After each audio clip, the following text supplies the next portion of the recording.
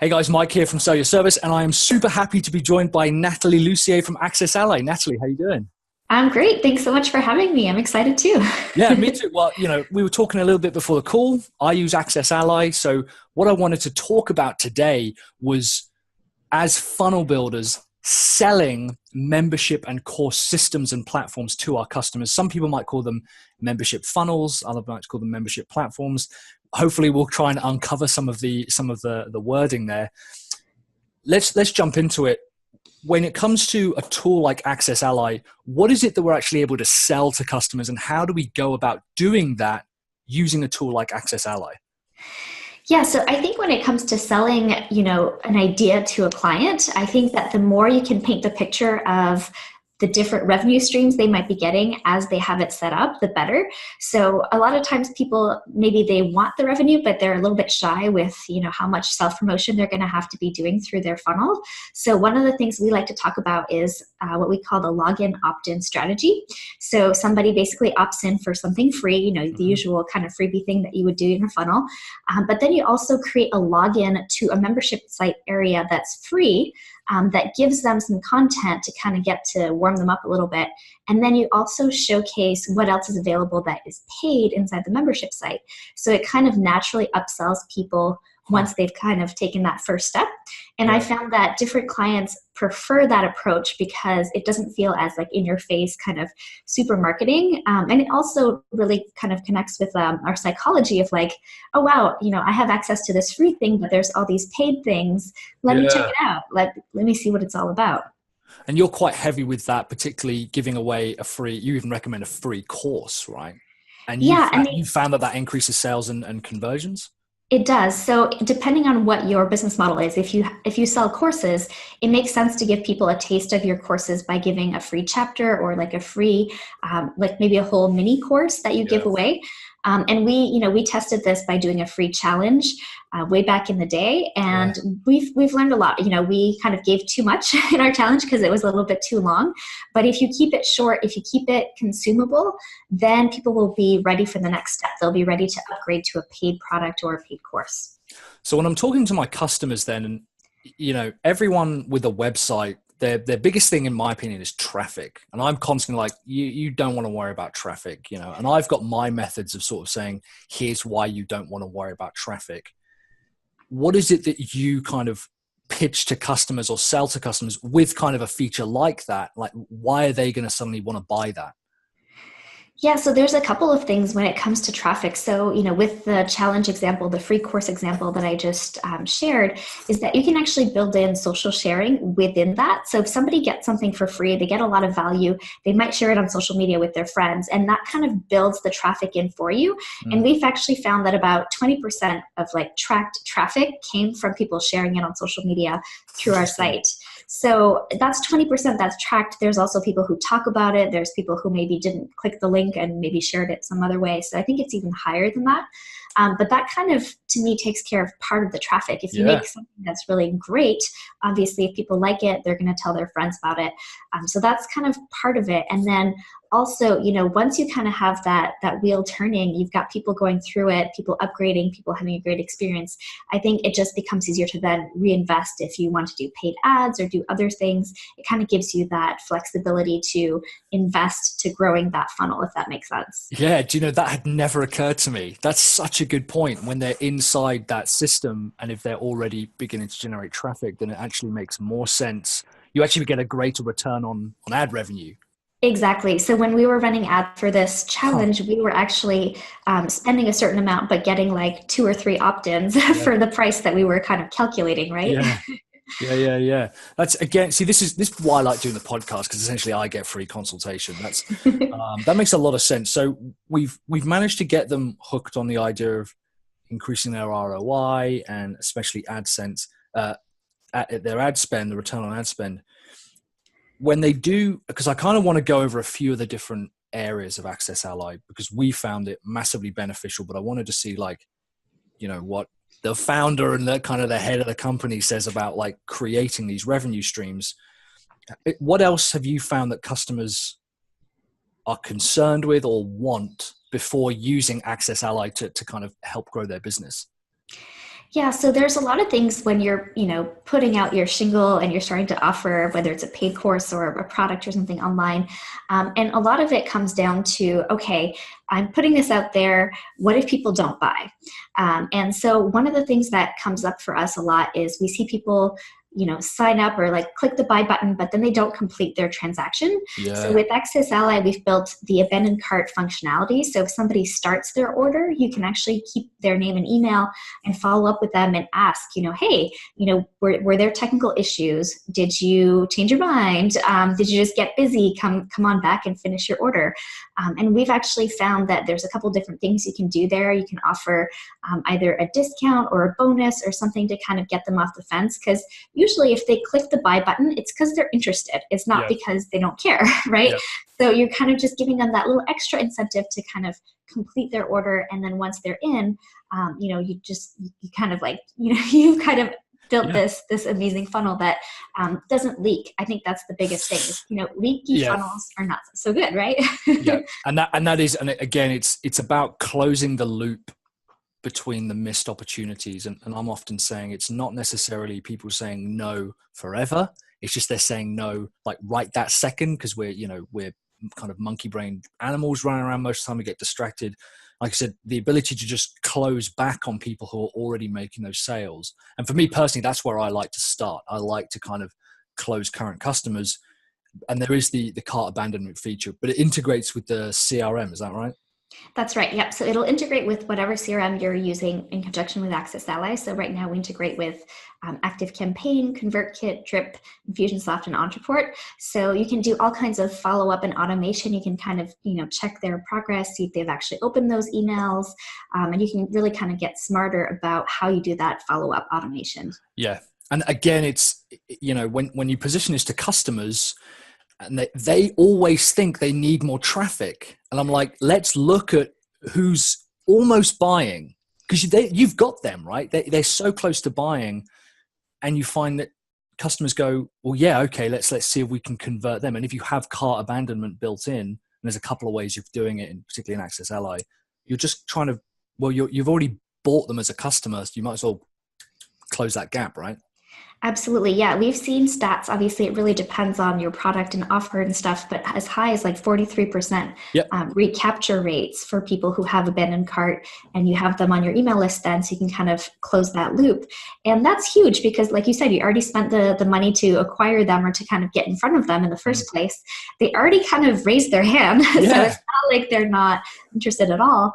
So why not just kind of, focus on who you already have in your circle? Yeah. That's such a good point. Yeah. And again, when you explain that to customers, they go, that sounds really obvious. And I think a lot of the time their objection or their hesitation is that sounds very complicated to do.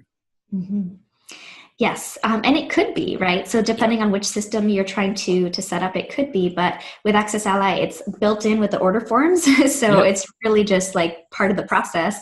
Yeah. And the way it's actually set up under the hood is you just apply a tag when they start an order, and then you apply a tag when they complete their order. So if they didn't complete their order, then they're in the follow-up sequence for abandoned cart. That's basically pretty straightforward in that way too. Yeah. I mean, and we've got large kind of people who sell fireplaces of all people, and the first thing we did, cart abandonment sequence, and I think it was about 30% retention rate, but they were selling like $2,000 to $5,000 kind of pound carts. We've made I counted it like $1,500 in the first like 5 days of having just a cart abandonment sequence and just closing that loop. So yeah, I think that's a fantastic idea.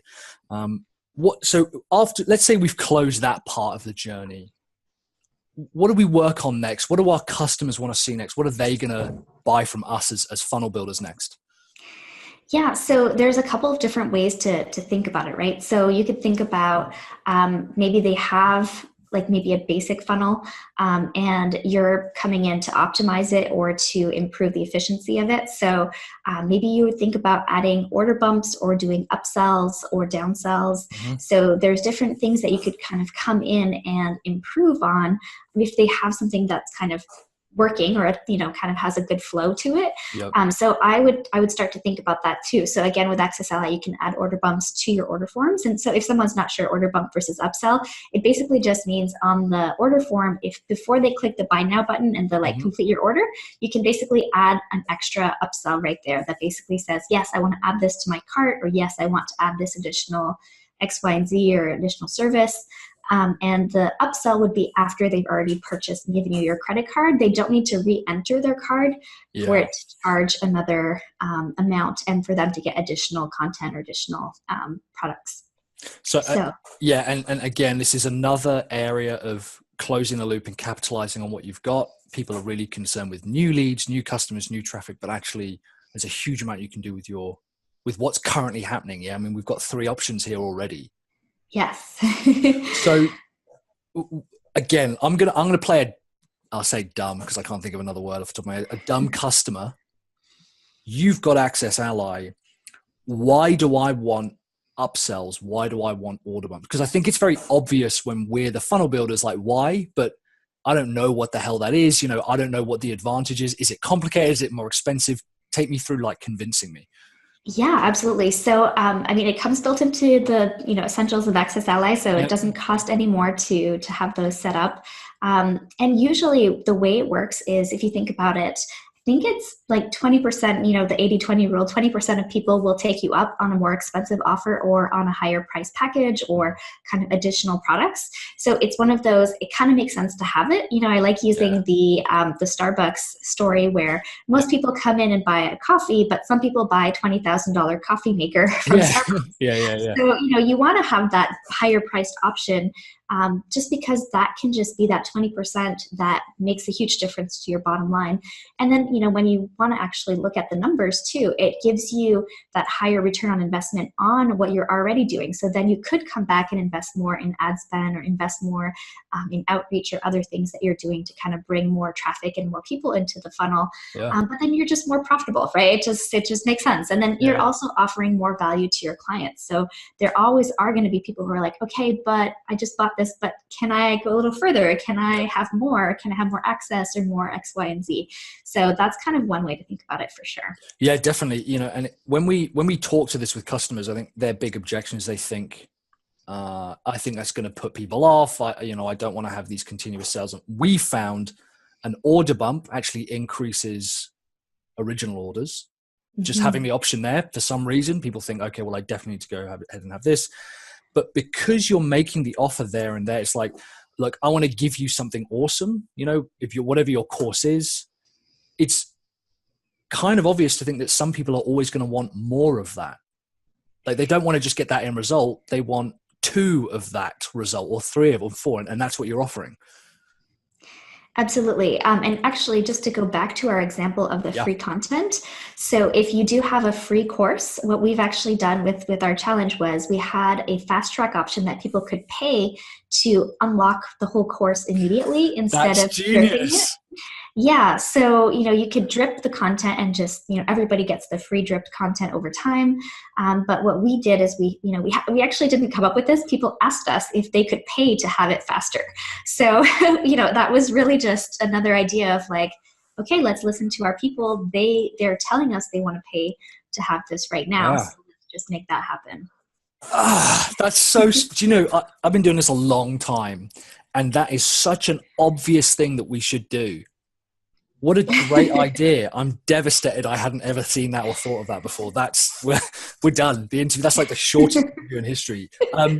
So I really like that. Just before we kind of get into some of the other stuff, Nathalie, when I found AccessAlly, I was on an active campaign webinar, and I was like, yeah, okay. And I was doing some consulting for active campaign, and they said, Mark said, oh, you should join this. And we watched it and signed up there, and then pretty much switched our entire process over. And anyone who watches this knows that I hate changing tools. I loathe changing tools. But then I was like, well, I'm going to find out a bit more about Nathalie Lussier. You've got OG YouTube content, going way back. A lot of your stuff, you've got a huge following.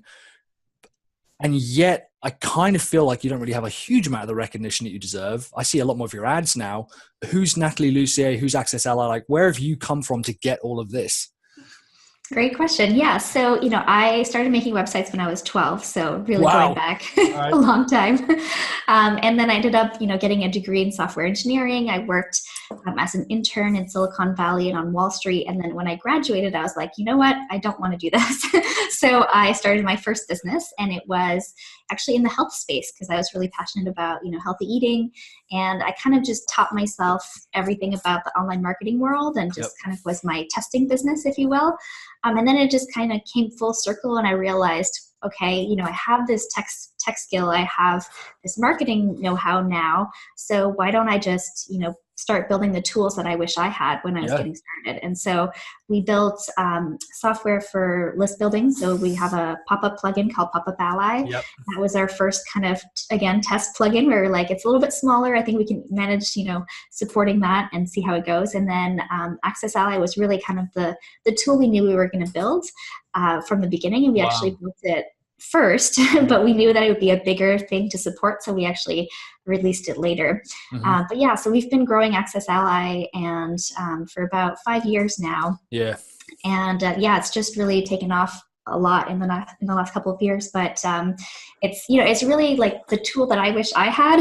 And then also with all of our clients and customers telling us like, hey, I wish I could do this, or like, how about that? And so that's kind of how our philosophy for building the software has evolved over time. Yeah, because we have funnel software, and it's evolving slightly, partly frankly due to using AccessAlly. And I was like, we don't need to have these features because there's something else out there that does this and does it well. I'm not a huge fan of ClickFunnels, and I reckon that AccessAlly does 95% of what ClickFunnels does and better, personally. But the fact that you've been there for 5 years and the background in software, to me, shows the testament to sticking to doing regular content, putting stuff out there, regular support, talking to the community. Like, that must be hard work to continually do over and over, right? Yeah, I mean, it's really what drives us, because that's the fun part to me is actually listening to what people are doing, seeing what's cool, what's hot, what's happening, and then also what's working and what's not working, because I think that's also constantly evolving. So our software kind of goes with that, and we're constantly developing stuff. We're actually working on some really cool metrics and dashboard to like kind of look forward for recurring revenue, and then just kind of churn and all that stuff. So it's really cool for us to be able to see what's working and also build, again, we're still using AccessAlly ourselves. So like building the tool that helps our business run better too. So it's very much like build it as you're, you're selling it in a way, but it works well for us. No, like I said, I'm a huge fan, and, the support side as well. Going off on a tangent, did you hear about Infusionsoft changing their name? They did. Yeah. They changed it to Keep. And you guys are now going to have to go through and redo all of like the branding and stuff. How does that affect you? Yeah, so for the moment, basically, they actually split their products. So they have Infusionsoft by Keep. So that's going to stay the way it is. And then they have a new version of their software called Keep, which is a little bit more like ActiveCampaign and kind of a little less complicated than Infusionsoft, if you will. Yeah. Well, we were always like, have they changed the name because everyone just calls them Confusionsoft, maybe? That could be part of it. Yeah, all right, so let's bring it back to selling this to customers, because one of the biggest things we try to do at Sell Your Service is when someone invests in a tool or a plugin, we want to make sure that pays like ROI straight away. And the best way is to basically convince customers to buy those kinds of results. In your kind of experience with like selling it and supporting it and working with it, do you find that customers want the benefits and the results of using a software, or do they actually look for the name of the software that their supplier uses? Can you take us through that a little bit? Yeah, so I think a lot of times people hear sort of buzzwords.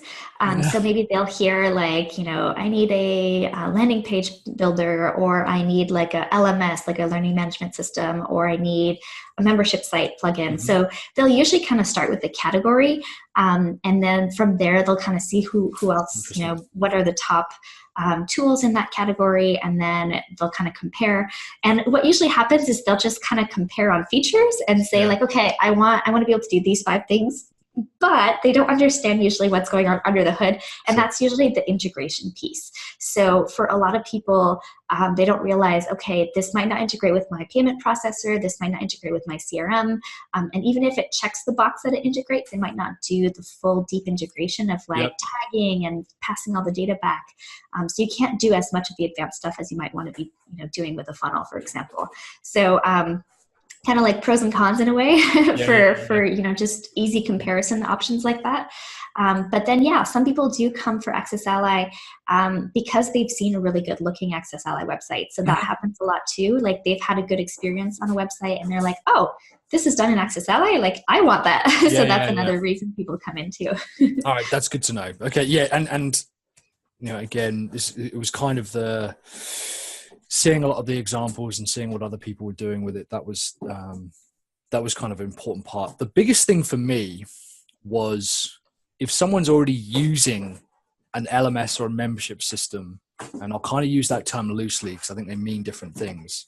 Mm-hmm. That to me might be one of the big hesitations towards someone like not wanting to update or upgrade. How do we get over that objection of like the migration problem? Yeah, so migration is actually, totally huge. And I feel the pain too, because we've migrated a couple times, over the years. And what we've actually done with AccessAlly is we've created a migration wizard plugin. So that actually imports all of your existing users from another platform. And then we also have something called the course wizard. So you can basically import all of the content from existing courses or pages on your WordPress site. So if it's WordPress, that's the easiest way to go. If it's on something like Teachable or a different platform, that you might need to do some copy and pasting. But that really does overcome a lot of the hurdles for doing that migration piece. And then the other thing I like to think about too is as you kind of grow, and sometimes you started off with certain systems that were not designed to scale and to do automation and to do all the kinds of things you might need to grow your business, they're actually limiting your growth, right? So they're actually stopping you from being able to grow and scale and do the things that will actually bring you more revenue. So it's like a short, take off the Band-Aid, do the migration, and then you'll be able to kind of not have those upper limits that I think a lot of people reach, especially if you kind of combined a lot of different plugins and a lot of tools that don't work well together. You can kind of start to feel the wheels falling off as you kind of reach the limits of those tools. So to me, that's a big one is, you don't want to get stuck on an old system. And then it is usually easier to do the migration before you get too big, before you have too much content and too many people. So not that you could have too many people, as customers, but think about. Yeah. And that was our big thing. It was, I think at the time we had around just under 1,000. And I was like, if we don't move now, I'm never going to do it. And we had like 5 or 6 plugins. They were like duct taped together. Yes. And that kind of leads me on to the second part. After the migration, for us, there was a relaunch of the site. And, we were still kind of experimenting with all the features and the tagging ability and stuff. Let's say we launch this new site with the customer, AccessAlly is powering it. Our CRM is integrated well. We've, tested the payment, and we'll come on to a few other things like that. Like, what do we do then? How do we celebrate that? How do we push that out to the world, both current customers and our current audience? Can you take us through that? Yeah, it's a great point. I think it's a great opportunity to kind of get people to re-engage with your brand, re-engage with your content, your courses. Maybe there's things that they've only taken a little bit of, and now they can actually kind of see their progress as they move through things, and they're going to be more excited to kind of complete. And what happens is if somebody completes one of your courses or programs, they're more likely to purchase more versus if they feel full and they can't actually get through it, then they might not want to buy more. So that's something to think about. You can definitely do, like a launch. You could, do like a live thing. You could do a big announcement. You can have people share that they're excited about the rebrand. We've actually seen people even call some of their members and just like, individually just being like, hey, here's what's happening. We're just super excited. Just wanted to connect with you, make sure you knew about it. Not everyone, but just kind of picking a couple people, and then just the buzz that generates in your community is huge. And it just kind of shows you care, and you're actually up leveling to support them even better too. Yeah. No, I like that a lot. And working with your current audience. I love the idea of calling people up. That's a really good. I kind of wish I'd done that. Maybe I can do it now, 6 months into it. It's not too late. yeah. I suppose it's never too late to promote it, right? this has been so insightful. Like, just really good seeing it from someone else's perspective, because I'm really always caught up in the sales side, and I kind of forget that actually there's a few little tactics and areas that we can really help with customers. Is there anything else that you think it's worth our funnel builders knowing to sell to their customers?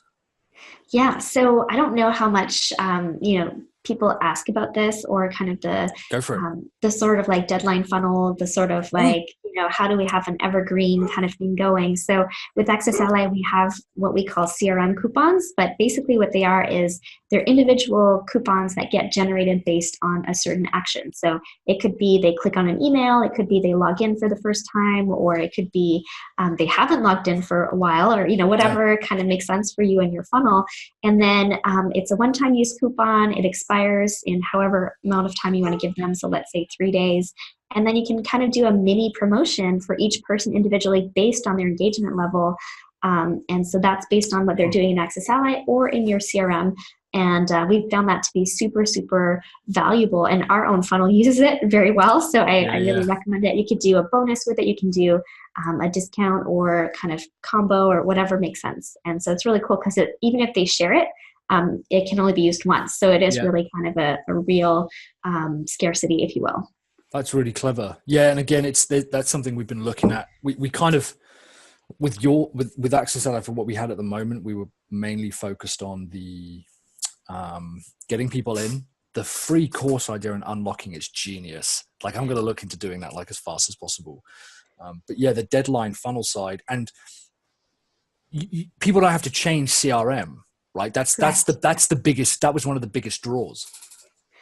Absolutely. Yeah. So, and we're actually looking at, what CRM we're going to integrate with next. But I think, the 5 that we integrate with, most people are using, and they're the most powerful that do, the things that you might want to do for your business. So I think it just makes total sense to see where you're at, for sure. And this is where even small businesses, companies like ActiveCampaign and even MailChimp to an extent have really understood this, that even small businesses want more control over their data and their customer management.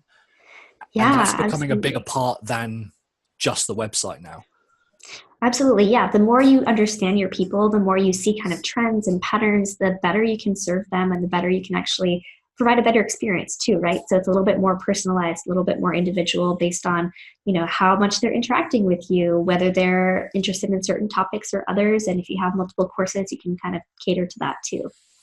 We have a system of content silos. So we'll drip feed people like from blog posts if they're clearly interested in one topic. And we found that selling a course or selling coaching in one area converts higher because it's clear like people are in that area. And we wouldn't have been able to see that without using our CRM and tagging systems. Absolutely. Yeah, there's so much data that you can mine there, and that you can just really be smart about, right? Like you can be like, oh, it just makes sense that if they're interested in this topic, why should I send them stuff about this other topic if they didn't raise their hand for that? So I think there's a lot to be said about that automation piece for sure. Yeah, this has been awesome. I just want to give a quick recap. So the first thing was looking at their current revenue streams and the way that they currently generate sales, and actually just trying to optimize that through closing the loop and the leaky funnel, as you mentioned, and opt-ins and the upsells and order bumps, right? Correct. Yeah. And then you also have the ability to actually capture people, and this seems very obvious now. Capture people for free in the opt-in. But actually they're then a part of that membership platform, and they can see the other courses, and you think that's an advantage, right? Yeah, exactly. So if you are selling something that's in a membership site, you kind of want to train people to log into your membership site. And also, if you think about it, we log in every day to Facebook and Google and like all the big companies. They know who we are, so they can actually cater to what we've done in the past. They kind of use that same data to showcase the right next step for us. Yep. So what we've actually done also in AccessAlly is have a little quiz that asks people a couple of questions, and then based on how they answer, we recommend a specific course or a specific next step for them inside of AccessAlly. And then you can also tag them. So kind of the silo content you were thinking about, could totally be done with a quiz. So that's part of AccessAlly Pro. But you can really just kind of, the more data you have about that person, even if they're just for free opting in, you can still start to collect that data, build that relationship, and then they'll see what else is available and they can kind of choose to upgrade if they're ready. And this is, again, like, I think a lot of the times when we hear about things like that, because that to me seems like something that's obvious that I would do like now. But when we're starting out, and sometimes when our customers are starting out, kind of getting like one or two like feedback, or answers or opt-ins a day, they're kind of like, it's just not growing. But it's a long game, right? You put the systems in now to benefit from them, years in the future. Absolutely. Yeah. And, I like that Dan Sullivan from Strategic Coach always talks about like the 25-year horizon. Yeah. So, it's like, it'd be great to have a business that just immediately starts having hundreds and thousands of customers immediately. But, I still want to be here in 25 years doing really fun work. And, it might not look exactly like it does today, but I have to do the work today to kind of get there. So I think that long-term mindset helps for clients too. Yeah, that's a really smart way. I like that. And yeah, also offering the fast track to unlock the course. Could you just give us a really quick summary of that again? Yeah, exactly. So if you do have a free course that's dripped over time, like maybe it's a 5-day or 10-day course, and then they get like a video a day or something along those lines, with an email to remind them about it, you could have right after they purchase, your upsell is to, pay a little something to unlock everything right away. So people are the most excited after they just found out about you, after they just opted in. So it's a great place and time to say, hey, are you extremely keen? Click here, purchase, and then you'll just get everything immediately. Yep. I absolutely love that. That's to me, that's the biggest takeaway. So anyone watching or listening, to me, that's what I think you need to work on. Because I'm often talking about like upsells don't always have to be a new product. It can just be, we want the same result faster or easier. So as you said, it's sometimes like Amazon's 1-day delivery is an upsell. Yes. It's like, you really need that drone. You want to have it, you can get it tomorrow and we can get it there faster. And the migration wizard and the CRM, people can use that. They can continue to use their same systems. If you can offer that and reduce those migration headaches, customers are happy with that, right? Yeah. And then another thing we've seen too, if someone's unhappy on their CRM, but they're using AccessAlly, it's kind of easy to switch between CRMs. Yeah. You do have to redo your automation parts, but basically AccessAlly can regenerate all of your same tags. And so it's a little bit easier, and then they'll kind of keep the same passwords and stuff. So we've had people who are unhappy on one CRM switch, and then because they have AccessAlly, they didn't have to redo all of their whole membership and their whole thing. So that's kind of the flip side of it too. Yeah. And AccessAlly helps you build your automations as well, right? It does. Yeah. Yeah. I mean, like I said at the start, I might gush a little bit about AccessAlly, but genuinely I was like, it's kind of annoying that I have only just found out about it, like, whatever, 6 months ago. So yeah, Nathalie, thank you so much for coming on. I massively appreciate your time and taking us through this. I've really enjoyed it. How can people find out more about you and AccessAlly? Where can people reach out to you? Yeah, so accessally.com, that's where we've got our blog, our product, everything that you might need. And, you'll probably find more strategies there too, if you want to dig it deeper. And we also have a AccessAlly advocate program. So if you wanted to kind of train up on AccessAlly, learn how to do it, or maybe you have team members that you want to delegate and train up, then, that would be something worth checking out too. Yeah, absolutely. Actually, just one last question. I get this asked a lot. I prefer to put my membership system and site and course and anything that handles payments really on a subdomain, as opposed to having it on my main marketing site. Any thoughts on that? That's exactly what we recommend too. Absolutely. Fantastic. That's great. Okay. That's good to know. We didn't plan that or anything, so that could have gone really south. Nathalie, thank you so much for coming on. I really appreciate it. And speak to you soon. Thank you so much.